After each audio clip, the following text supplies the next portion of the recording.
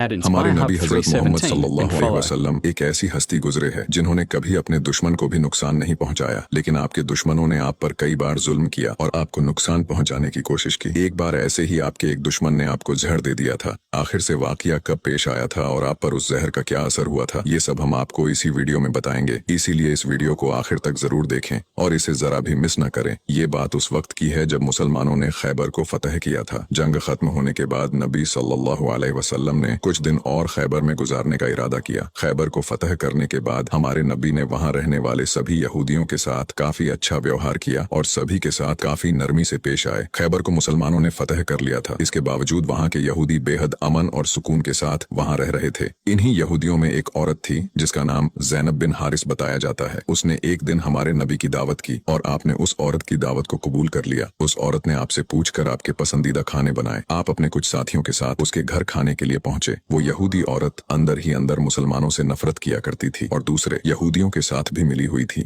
जो मुसलमानों के दुश्मन थे। उस औरत ने खाने में पेश होने वाले बकरी के गोश्त में जहर मिला दिया था। जब जहर से भरे उस गोश्त को आपके सामने पेश किया गया और आपने खाने के लिए एक निवाला उठाया और अपने मुंह में रखा तो आप समझ गए कि इसमें जहर मिला हुआ है। आपने तुरंत अपने साथियों को खाना खाने से रोक दिया और कहा कि इसमें जहर मिला हुआ है, लेकिन अफसोस के आपके कुछ साथी उस वक्त तक कुछ गोश्त खा चुके थे जिसकी वजह से उनकी शहादत हो गई। कहा जाता है कि जहर के बारे में हमारे नबी को उस जहर की बोटी ने ही खबरदार किया था। इस वाक़ये के बाद उस औरत के साथ साथ उसके सभी साथियों से पूछताछ की गई तो उन्होंने न सिर्फ अपना गुनाह कबूल किया बल्कि ये भी कहा कि हमने आपके साथ ये इसलिए किया क्योंकि हम ये देखना चाहते थे कि आप अल्लाह के सच्चे नबी हैं या नहीं। अगर आप अल्लाह के सच्चे नबी हैं तो इस जहर का आप पर असर नहीं होगा और अगर आप अल्लाह के नबी नहीं हैं तो हमें आपसे छुटकारा मिलेगा। ये बात तो सब जानते हैं कि हमारे नबी ने कभी किसी से बदला नहीं लिया, जबकि आप पर कई बार बहुत जुल्म किया गया जिसके बारे में कोई सोच भी नहीं सकता। लेकिन जब उस जहर की वजह से आपके सहाबा की शहादत हुई थी तो कानून के मुताबिक उस औरत को भी कत्ल कर दिया गया। लेकिन कुछ रिवायतों में आता है कि उस औरत ने खुदकुशी कर ली थी। वही कुछ रिवायतों में कहा जाता है कि उस औरत को माफ कर दिया गया था। इस बारे में कई मुफस्सरीन अपनी अलग अलग राय रखते हैं। एक हदीस में हजरत आयशा फरमाती है कि जब नबी सल्लल्लाहु अलैहि वसल्लम की जिंदगी के आखिरी दिन चल रहे थे और आप बीमार रहा करते थे, उस समय आप कहा करते थे कि खैबर में जो मैंने जहर से मिले हुए गोश्त का टुकड़ा खाया था उसका दर्द मैं आज भी महसूस कर सकता हूँ। ये बात कई किताबों से साबित है कि उस जहर का असर हमारे नबी के आखिरी दिनों में देखा गया था और इसी जहर के असर ने आपकी वफात में एक अहम किरदार अदा दिया था।